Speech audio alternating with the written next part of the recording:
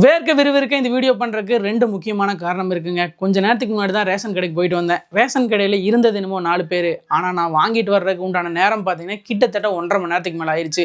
Ration கடையில் finger பிரிண்ட்டுக்கு ஒரு machine வச்சிருப்பாங்க இல்லையா, அந்த மிஷின் வந்து சீரியஸ்லி ரொம்ப ஒரு ஒஸ்டான மிஷின் அப்படின்னு தாங்க சொல்லுவேன். இந்த மிஷின் ஒஸ்ட் அப்படிங்கிறத விட கிராமப்புறங்களுக்கு இந்த மாதிரியான மிஷின் செட் ஆகாது அப்படின்னு சொன்னால் சரியா இருக்கும்னு நினைக்கிறேன். இதில் யாரையும் நான் தப்பு சொல்லவோ ப்ளேம் பண்ணவோ விரும்பலங்க.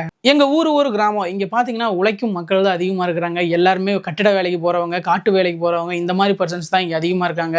மோஸ்ட்லி பார்த்தீங்கன்னா பெரியவங்க எல்லாத்துக்குமே இந்த ரேகை அப்படிங்கிறது விழறதே இல்லை அப்படின்னு தாங்க சொல்லுவேன். கடுமையாக வேலை பார்க்குற இங்கே நிறைய பேருக்கு பார்த்தீங்கன்னா இந்த ரேகை அப்படிங்கிற விஷயமே பார்த்தீங்கன்னா அந்த மிஷினில் விலக மாட்டேது. வயசு கம்மியாக இருக்கிறவங்க ஈஸியாக ரேகை வைக்கிறாங்க. வயசு அதிகமாக இருக்கிறவங்க தோல் சுருக்கத்தின் காரணமாக அவங்களால ரேகை வைக்கிறதே ரொம்ப கஷ்டமாக இருக்குது. இது அவங்க மேலே தான் தப்புன்ட்டு நம்மளால ஈஸியாக கடந்து போகவும் முடியாது. எந்த ஒரு புது டெக்னாலஜியாக இருந்தாலும் அது எல்லாத்துக்குமே யூஸ் ஆகிற மாதிரி இருக்கணும். அதனால் பார்த்தீங்கன்னா ஒரு 5 நிமிஷத்தில் முடிக்க வேண்டிய வேலை பார்த்தீங்கன்னா கிட்டத்தட்ட அரை மணி நேரத்துக்கு மேலே ஒரு ஆளுக்கே ஆகுதுங்க.